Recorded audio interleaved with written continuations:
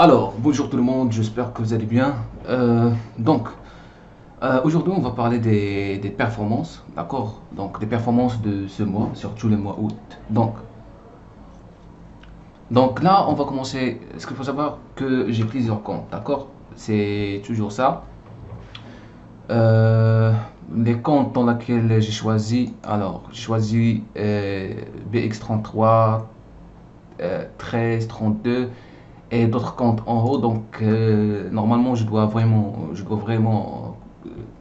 c'est-à-dire ne pas montrer ça, mais juste pour vous montrer que ce sont des comptes réels. Alors, on va parler d'abord de la partie des échanges.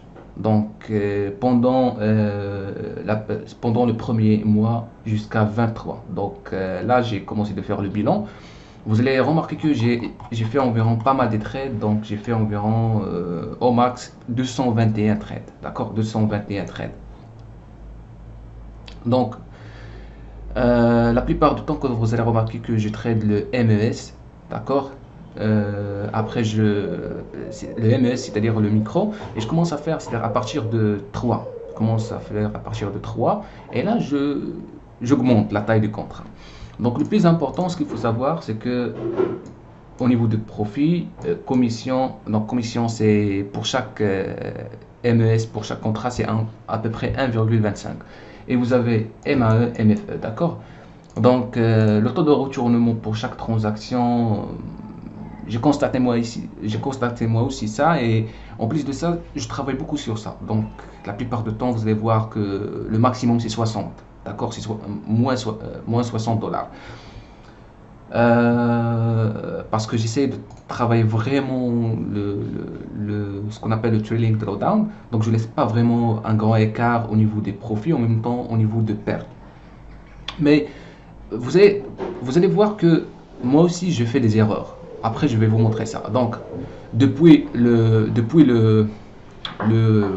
8, d'accord, depuis le 8, pardon, le 9 alors vous allez voir, jusqu'à 11, donc voilà ici. Donc là, vous avez remarqué que j'ai fait des erreurs fatales. Pourquoi? Tout simplement, moins 500, moins 500, moins 500, moins 500, moins 500. C'est pas sur un seul compte, mais sur plusieurs comptes. Pourquoi? Parce que là, vous allez constater que au niveau de profit, j'ai commencé de faire euh, environ 120 trades positifs. Seul le 12e trade ici, moins 5 dollars. Donc, ma psychologie, c'était 100% gagnante. Donc, je commence à réfléchir en tant qu'un trader qui perd pas. Donc là, vous allez remarquer que tout simplement, j'ai commencé d'éloigner mon stop loss et je suis arrivé à moins 500 dollars.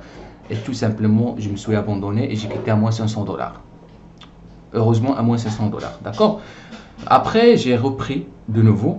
Donc, j'ai repris, mais au final, là, vous allez constater, j'ai repris de nouveau. Donc, j'ai pas subi énormément de pertes. J'ai repris de nouveau jusqu'à 221 trades. C'est là où on arrivait au jour de 23 mois 8. Et bénéfice net cumulé, c'est environ 18 892. Donc, ça a été pas mal pour ce mois. Donc, on va analyser au niveau d'analyse. Donc, ça, c'est par rapport au bénéfice net cumulé. C'est-à-dire par rapport les comptes que j'ai sélectionnés, c'est environ 18 dollars. Est-ce que j'utilise le réplicator, c'est-à-dire pour copier le trade sur plusieurs comptes? Non. Chaque compte, je l'ai mis.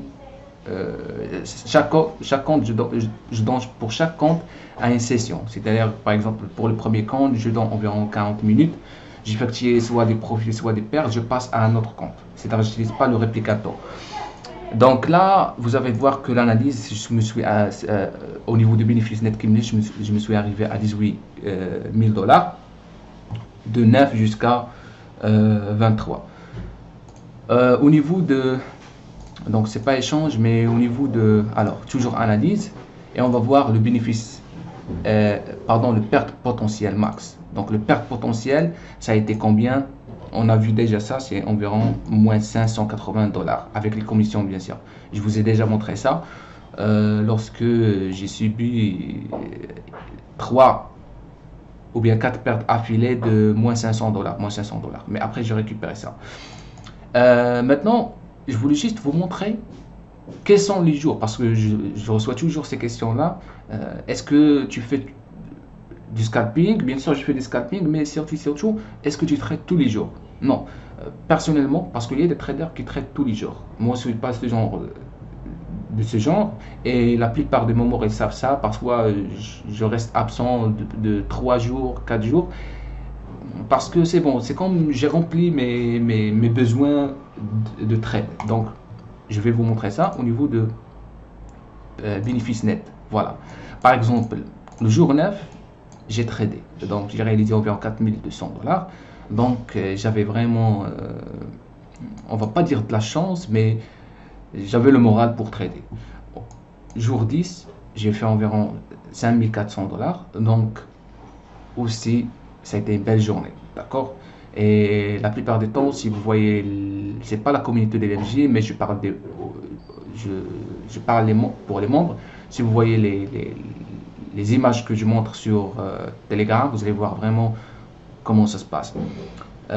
Aussi, le mois, jour 11, j'ai pas tradé. Donc j'ai fait environ 50 dollars, mais j'avais pas le moral, vraiment. Donc, jour 12, 13, 14, 15, 16, 17, j'ai pas tradé. J'ai pris ici une durée de vacances. Donc, ça a été je pense, mercredi, jeudi, vendredi, samedi, dimanche, lundi aussi. Le 18, oui, j'ai tradé. Donc, c'est pour cela que je vous demande vraiment de prendre des pauses. C'est-à-dire, c'est pas toujours, on n'est pas obligé de trader chaque jour. D'accord? Donc, par exemple, premier jour, 4000, c'est bon. Pour quelqu'un qui a fait 4000, c'est un salaire d'un mois. Tu le fais en une journée. Donc, voilà, tu peux partir en vacances, tu peux se défouler un petit peu pour oublier encore le monde de finance et pour oublier ce qu'on appelle, pour laisser votre mental respire. Parce que en fait, le problème, c'est que lorsque tu as l'habitude de faire des gains, soyez sûr que après une grande gain ou bien bénéfice, il y a un jour que tu vas perdre tout. Donc c'est pour cela, d'après mon expérience, j'ai trouvé que c'est mieux de ne pas trader tous les jours, mais 2 fois, par exemple 3 fois par semaine, 2 fois par semaine. Après, ça dépend, chaque trader et ses objectifs. D'accord? Le mieux de ne pas être agressif et d'être vraiment patient pour les configurations et les connaissances que vous avez. Donc ici, le 18, j'ai effectué environ 4200 dollars.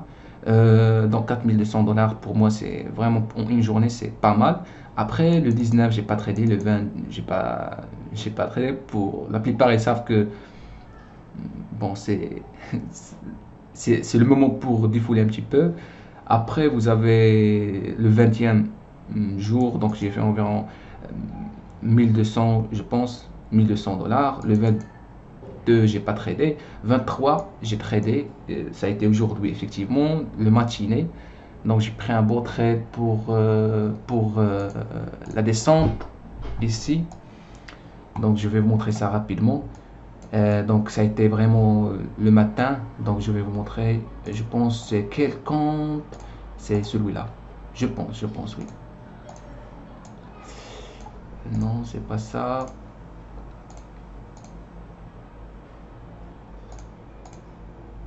Alors, je pense que c'est celui-là, mais je dois afficher quelque chose ici. Voilà, c'est marqueur, texte et marqueur, c'est ça. Donc, ici, texte et marqueur.